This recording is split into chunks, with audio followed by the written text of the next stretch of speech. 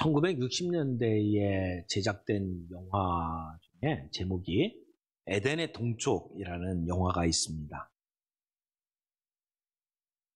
제임스 딘이 출연을 해가지고 아주 유명해진 영화죠. 원래 소설이었습니다. 존 스타인백이라는 분이 이 소설을 쓴 것을 영화화했는데 오늘 우리 성경의 본문이 되는 그 창세기 4장에 가인이 아벨을 죽이고 그리고 이제 에덴 동쪽에 놋이라고 하는 땅으로 도피했다. 이제 이 기사를 가지고 모티브를 삼아서 소설을 썼습니다. 이 에덴의 동쪽에 나오는 그 아버지의 이름은 아담 트라스크인데 두 아들 중에 둘째 아들은 믿음이 좋았어요. 그리고 아주 모범 청년이었습니다. 그래서 그 둘째 아들이었던 아론을 굉장히 편애합니다. 그런데 큰아들은 거칠고 불만에 찬 눈초리를 가지고 아주 가족에서 뛰쳐나가려고 애를 쓰는 그러한 아들로 표현이 됩니다. 이름이 카알이라고 하는 이름을 사용했는데 아버지는 그 집을 뛰쳐나간 엄마의 피가 그 아들에게 흐른다고 생각을 해가지고 그 아들을 아주 미워했습니다. 근데 이 영화에서 카알 역을 맡았던 사람이 제임스 딘이에요. 제임스 딘은 평생 영화를 3편밖에 못 찍었습니다. 이 영화 찍고 그해 또 하나 찍고 다음에 하나 찍고 그다음 바로 사고로 세상을 떠났죠. 근데 그의 그 눈은 늘 우수에 차 있는 그러한 눈이었습니다. 이 없는 반항이라고 하는 그 영화에서도 그 담배 이렇게 늘 그냥 계속 펴대고 그리고 청바지 입고 이렇게 나와서 아주 반항적인 시대의 아이콘이 되었었죠. 그래서 이 에덴의 동쪽이라고 말을 하면 지리적으로 보면 이제 창세기 3장 4장에 아담과 하와가 이제 범죄를 하고 쫓겨나간 쪽이 동쪽입니다. 에덴의 동쪽. 그리고 이제 더 이상 생명나무에 들어오지 못하도록 천사를 통해서 화용검으로 이렇게 막고 있는 자리가 동쪽이었습니다.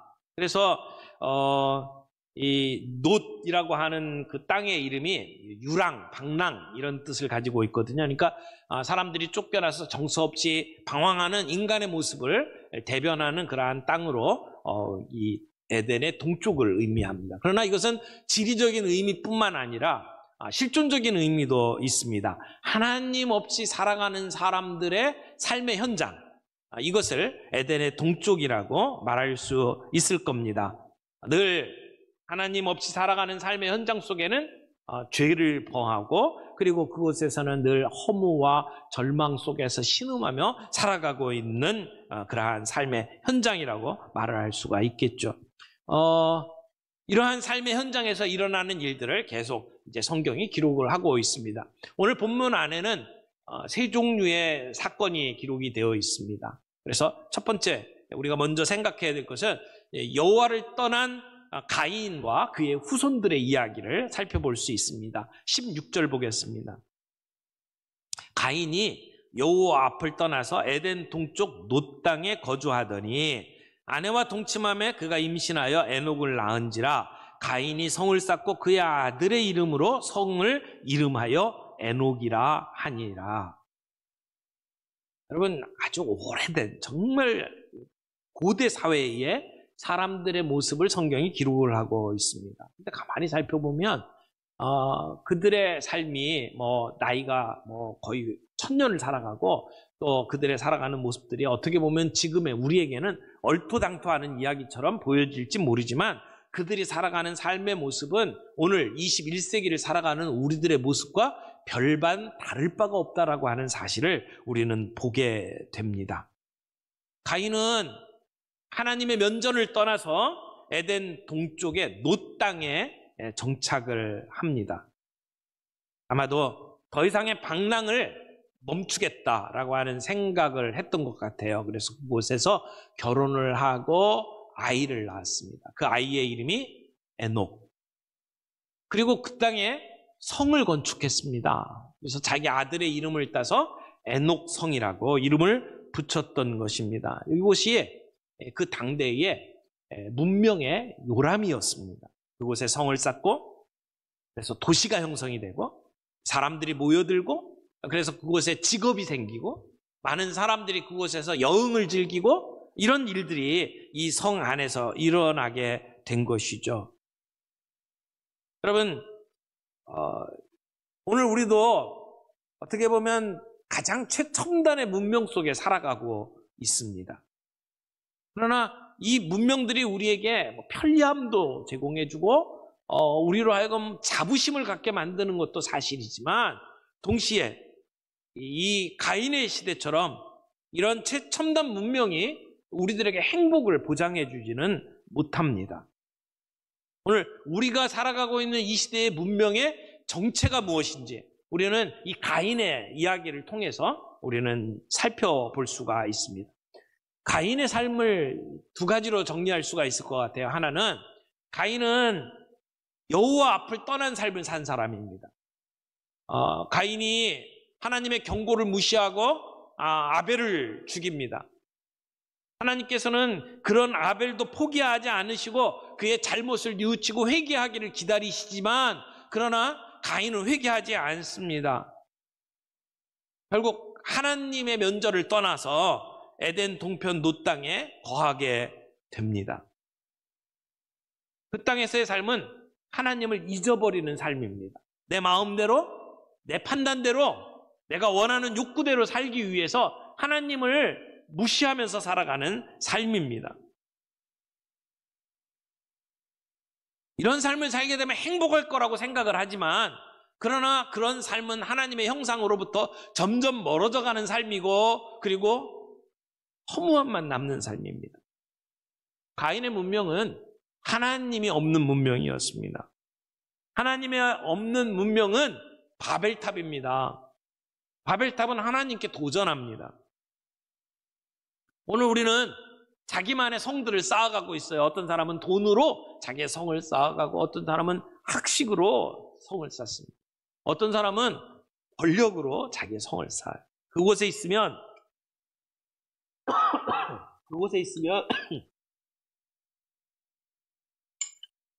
사람들이 안전할 거라고 생각을 합니다. 그곳이 우리에게 보금자리를 마련해주고 우리는 편안할 거라고 생각을 합니다. 그러나 성경은 우리에게 분명하게 이야기합니다. 가인과 같이 하지 말라. 하나님 없는 문명을 따라가지 말라는 것입니다. 가인의 후손 중에 사람 이름이 쭉 나오는데 그 다음에 중요하게 나오는 인물이 있습니다. 그게 라멕입니다. 그래서 두 번째로 우리는 강한 자 라멕이 부르는 노래라고 하는 부분을 우리가 좀 살펴보려고 합니다. 라멕을 표현할 때 뭐라고 표현했냐면 두 여인을 데리고 산 사람 이렇게 표현을 했어요.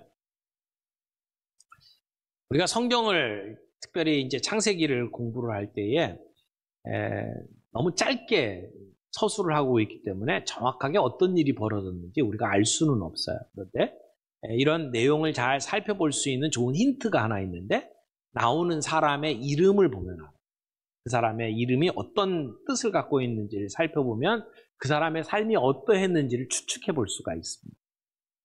근데 라멕이라고 하는 이름은 나는 강하다라는 뜻을 갖고 있어요. 그러니까 강하다는 게 여러 가지 의미가 있을 거예요. 하나는 힘이 셌다. 또 하나는 자기 아버지가 이 에녹 성을 창립한 사람이다. 그러니까 아버지의 5대손. 그러니까 그 성 안에서 나름대로 위치가 있겠죠? 권력이 있겠죠? 권력을 갖고 있는 면에서 강한 사람. 뿐만 아니에요. 자기 아들이 무기를 만드는 사람이잖아요. 그러니까 가인은 늘 라멕은 늘 이 칼을 가지고 다녔을 거라고 추측할 수 있어요. 그러니까 무기가 있는 사람, 그래서 강한 사람일 수 있습니다. 근데 이 라멕이 지금까지 아담과 하와부터 쭉 있었던 일부 일처제의 어떤 흐름을 완전히 깨버리고 두 아내를 가졌다라고 하는 것으로 표현이 됩니다. 이것도 자기가 가지고 있는 권력을 가지고 자기가 원하는 사람을 데리고 산 거예요. 사람의 이름을 보면 재미있습니다. 라멕의 아내가 된 여인 첫 번째가 아다입니다. 아다라고 하는 말의 의미를 쭉 살펴보니까 꾸미다, 장식하다라는 뜻이에요. 그러니까 꾸미고 장식하는 걸 좋아했던 여인일 수도 있고요. 늘 얼굴, 옷 이런데 화려하게 장식하면서 살아간 사람이라고 말할 수도 있습니다. 이렇게 요즘 말로 이야기하면 화장빨 미인 이렇게 표현할 수도 있을 것 같아요. 그런가 하면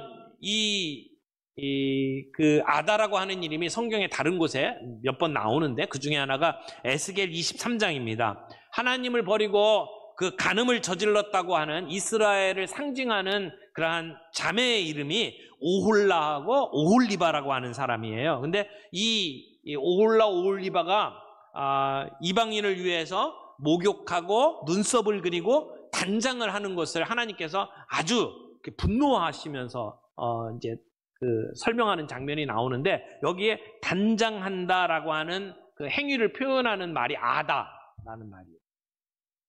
그런가 하면 그 야곱의 쌍둥이 형제 에서가 이방인 아내를 맞이하는데 그 이방인 아내의 이름이 아다예요. 그러니까 지금 라멕이나 에서나 거의 비슷한 어떤 삶의 모습들을 가지고 있다라고 우리는 말할 수 있을 겁니다. 물론 사람이 자기의 얼굴을 꾸미는 것, 자기 화장하는 것, 아름답게 만드는 것, 이걸 우리가 잘못이라고 말할 수는 없습니다. 근데 그것이 지나쳐서 화장이 아니라 변장이 되는 것, 위장을 하는 것, 이것은 조금 문제가 있다고 생각을 합니다. 정말 가꾸어야 될 걸 가꾸지 않고 겉으로 드러나는 것이, 그래서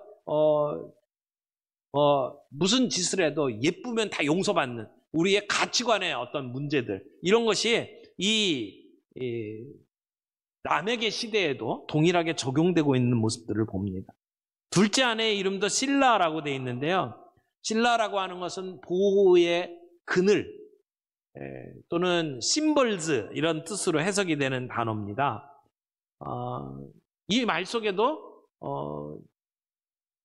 그 여인이 아름다움을 가지고 권력의 보호를 받았다라고 하는 어떤 그런 의미들이 담겨 있다고 생각을 합니다.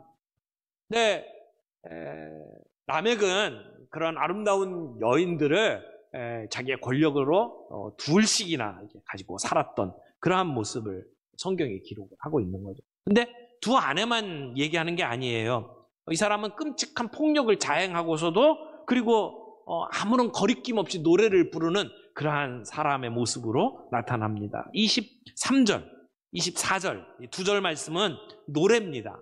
같이 한번 보겠습니다. 라멕이 아내들에게 이르되 아다와 실라여 내 목소리를 들으라.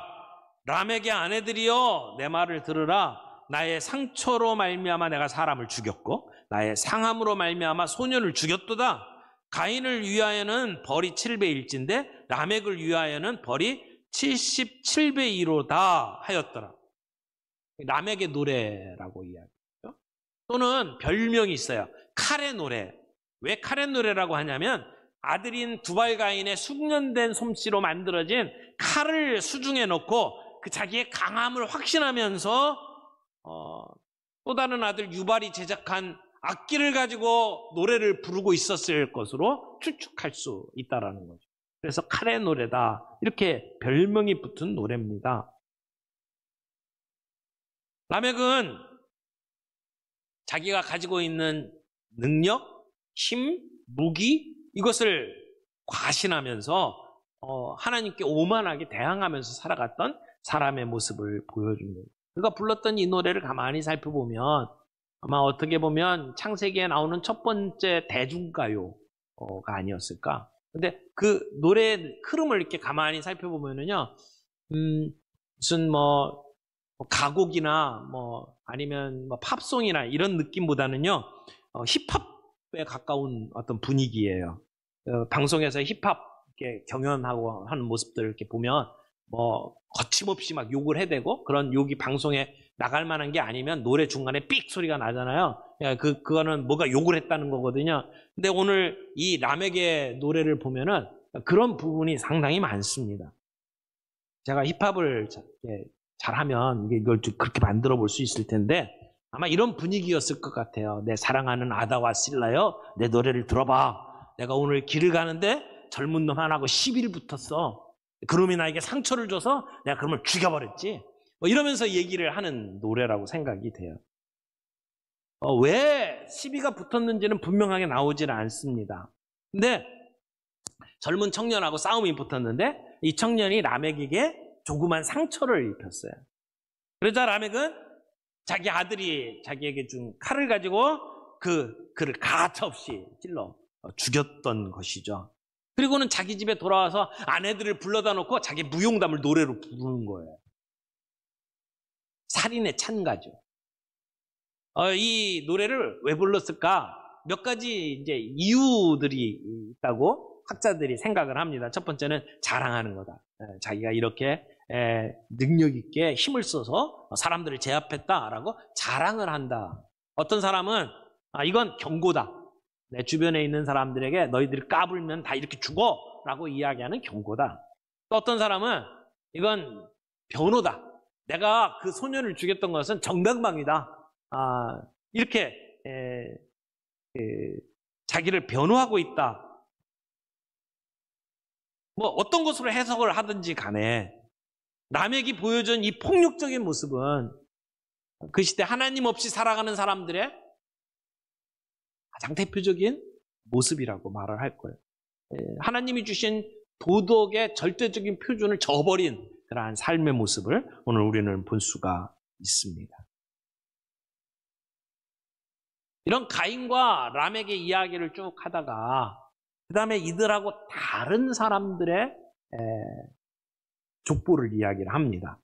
지금까지는 에덴의 동쪽에 있었던 하나님 없는 사람들과 그들의 문명, 그들의 삶의 모습들을 이야기를 했는데 이와는 전혀 다른 대조적인 사람들의 이야기를 25절부터 이야기를 합니다. 그래서 여호와의 이름을 부르는 셋의 후손들의 족보를 우리가 보게 되죠. 세 번째 파트입니다.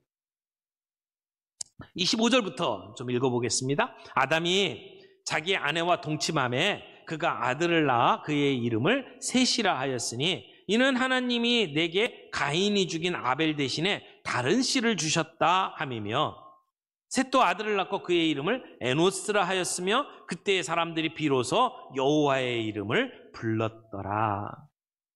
가인과 아벨의 이야기가 우리 인류 역사에 어두운 그림자를 보여주었다고 한다면 이제 셋이 태어나는 것은 새로운 소망과 빛을 보여주는 이야기라고 말할 수 있습니다. 하나님께서는 의로운 아벨이 죽고 그의 후손이 끊긴 것으로 포기하지 않으셨습니다.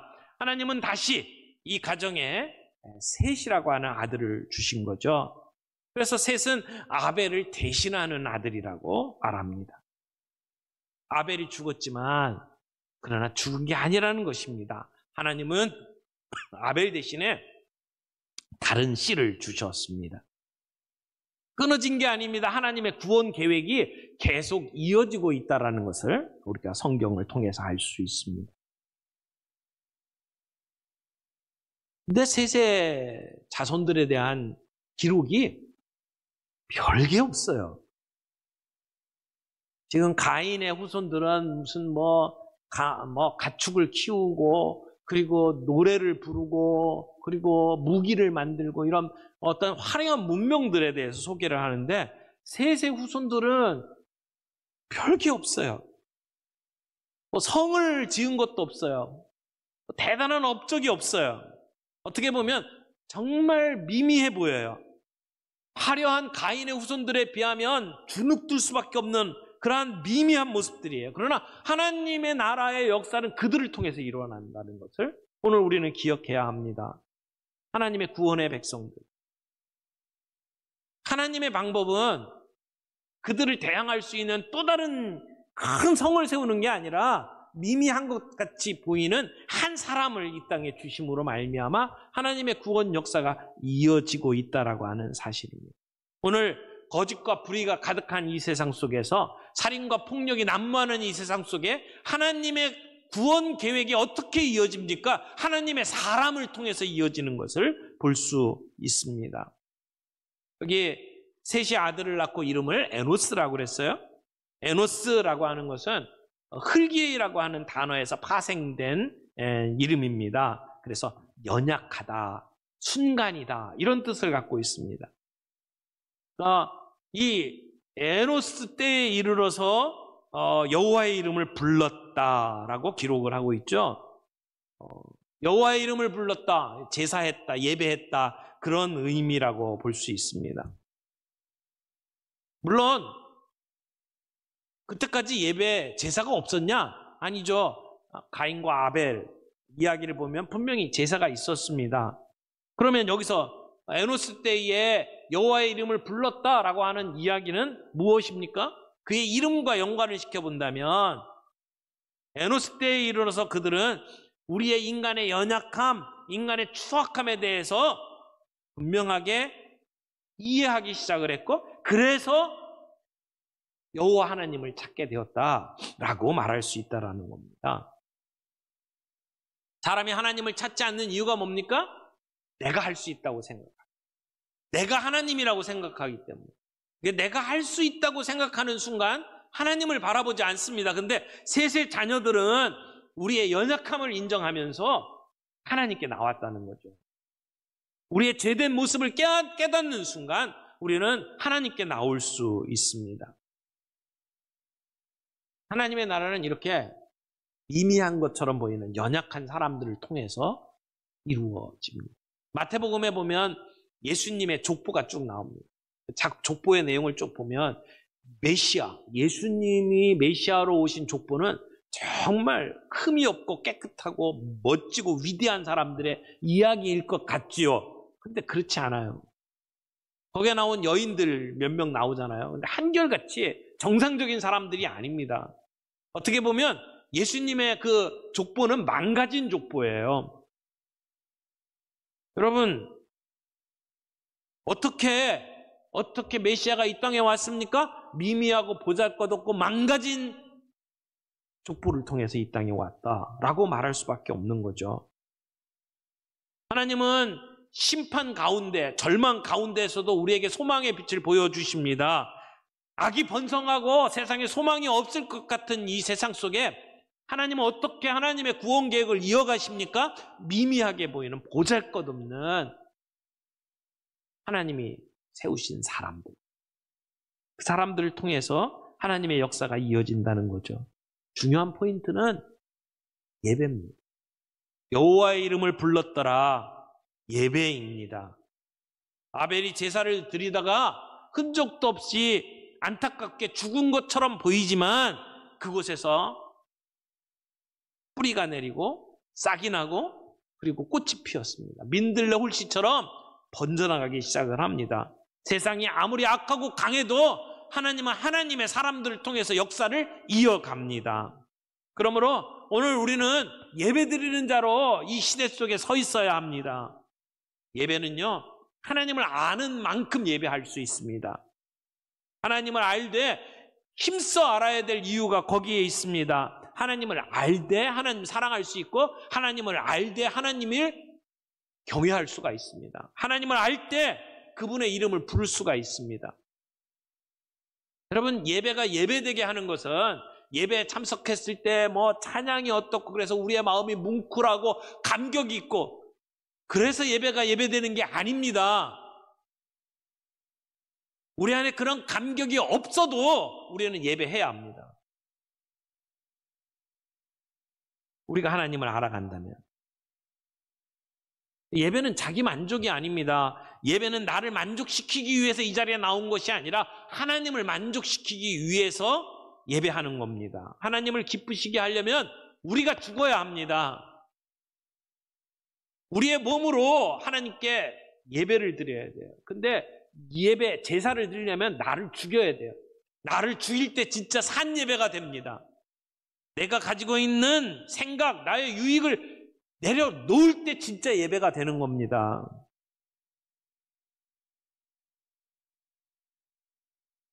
예배는 우리의 삶의 우선순위가 되어야 합니다.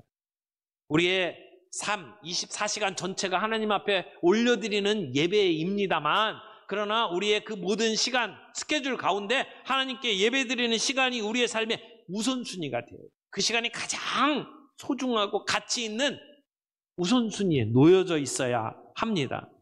하나님께서 우리를 이 땅에 두신 이유, 그 뜻을 생각하면서 오늘 우리의 삶을 주님 앞에 드리는 예배자로 우리가 설 수 있기를 바랍니다.